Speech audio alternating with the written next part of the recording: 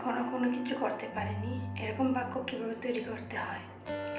Structure: subject plus have has plus not yet plus verb 3 plus object.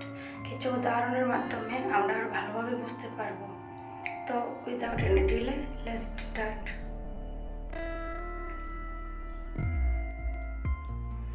আমি এখনো দুপুরের খাবার খাইনি। I have not yet eaten lunch. আমি এখনো কাজটি করিনি। I have not yet done the work. আমি এখনো ইংরেজি শিখতে পারিনি। I have not yet learned English. আমি এখনো আমার লক্ষ্যে পৌঁছাতে পারি। I have not yet reached my goal. আমি এখন আমার বাবাকে বলতে পারিনি। I have not yet forgotten my father.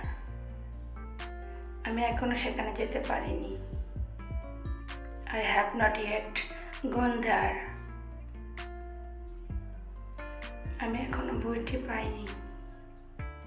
I have not yet gotten the book.